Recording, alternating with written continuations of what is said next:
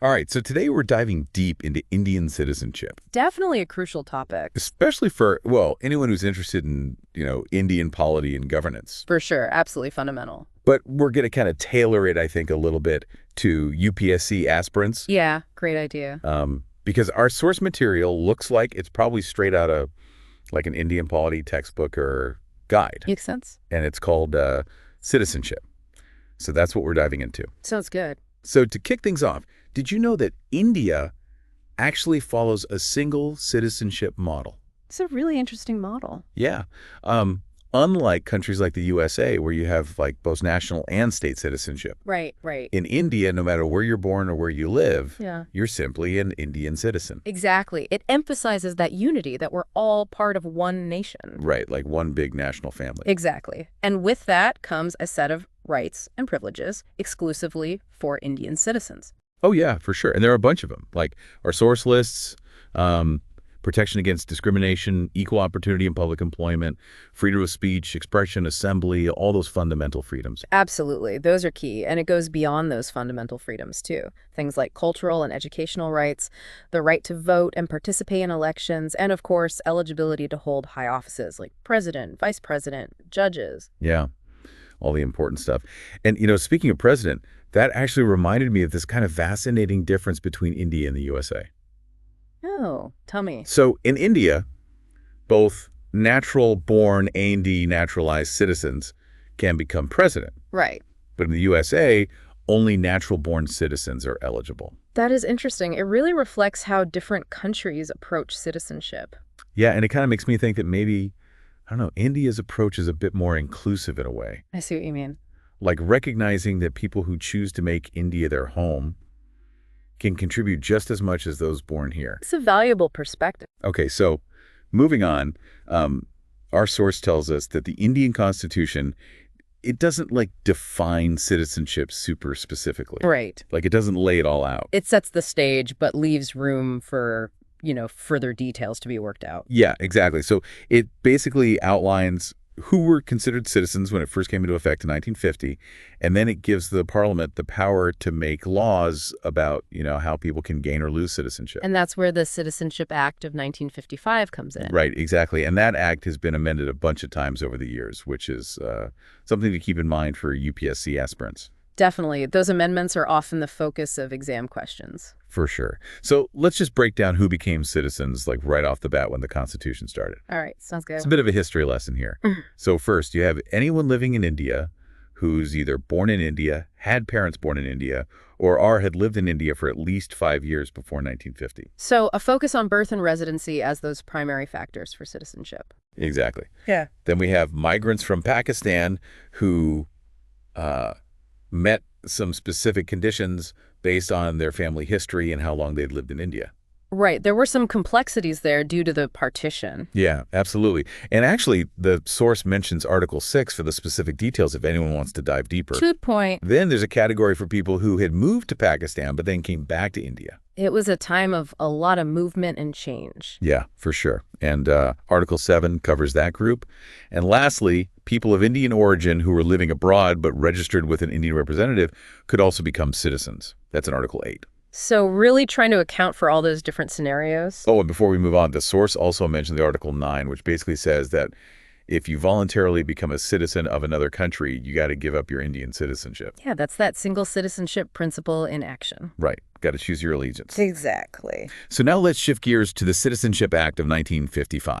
This is where it gets interesting because this act outlines all the different ways someone can become an Indian citizen. There are quite a few pathways to citizenship. Yeah, there are 5 in total.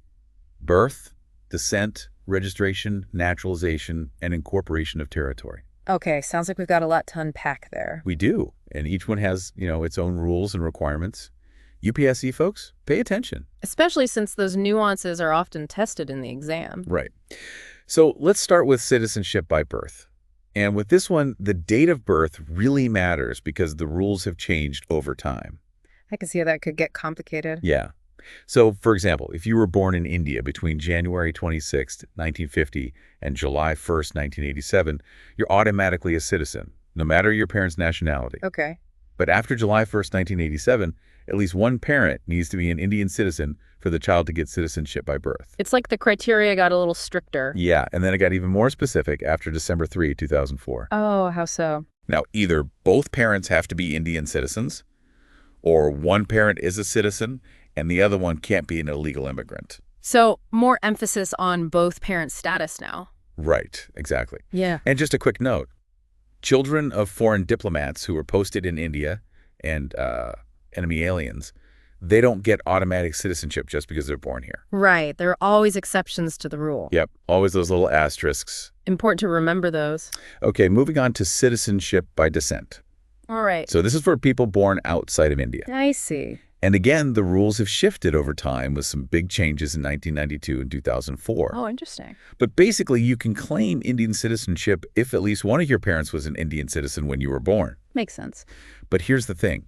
From December 3, 2004 onwards, you also need to register the birth at an Indian consulate within 1 year of being born. So there's an added step now. Yeah, got to make sure everything's documented and official. Absolutely. Okay, now this next one is where it gets really interesting, citizenship by registration.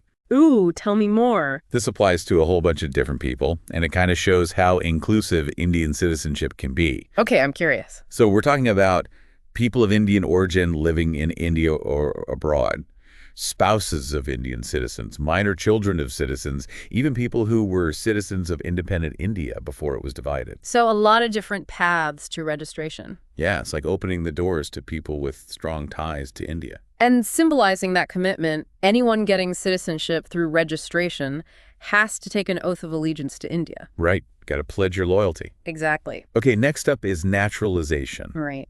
This is the process for people who don't automatically qualify for citizenship, but still want to become Indian citizens. Makes sense. But there's a whole list of qualifications you got to meet. Oh, like what? Well, you have to meet residency requirements, show good character, be proficient in a language, and prove that you actually intend to live in India. It's a pretty thorough process. Yeah, they want to make sure you're serious about it. I can see why. But here's a cool thing. The government can waive some of those requirements for people who have done some really exceptional stuff, like in science, philosophy, art, literature, or even for world peace. So, like, recognition for outstanding contributions. Exactly. It's like India saying, hey, you've done amazing things for humanity, come on in. I like that. Okay, last but not least, we have citizenship by incorporation of territory. What's that one about? This one's pretty straightforward. It basically means that if a new territory becomes part of India, the government decides who among the residents automatically becomes Indian citizens. Okay, so it's all about those historical changes and how they impact citizenship. Exactly. It's history in action, shaping citizenship in real time. So we've covered all 5 ways to acquire Indian citizenship, right? We have. But there's another side to this coin, isn't there? Oh, right, the ways you can lose it. Exactly. Stay tuned, folks. We'll be back to dive into that. This is getting interesting. So we're talking about losing Indian citizenship. Yeah, the flip side of the coin. Our source, the Citizenship Act of 1955, outlines 3 ways you can lose it: renunciation, termination, and deprivation. And I'm guessing each of those has like its own set of rules. Absolutely. It's not as simple as just saying, I don't want to be an Indian citizen anymore. Okay, well, let's start with renunciation then. Sounds good. That's basically when someone's like, I'm out, right? Exactly. They make a declaration, it gets registered, and boom, they're no longer Indian citizens. Sounds pretty straightforward. It is, except there's a big exception. Oh, you cannot renounce your Indian citizenship if it's wartime. Ah, that makes sense. Can't just abandon ship when things get tough. Exactly. It's a matter of national security and allegiance during conflict. Okay, what about termination? This one's automatic. Oh. If you voluntarily become a citizen of another country, you automatically lose your Indian citizenship. Just like that. Yep. Again, though, there's a wartime exception. Seems like wartime kind of throws a wrench in a lot of these processes. You're not wrong. It often leads to temporary adjustments to rules. All right. And finally, deprivation. This is where the government can step in and take away someone's citizenship. Sounds serious.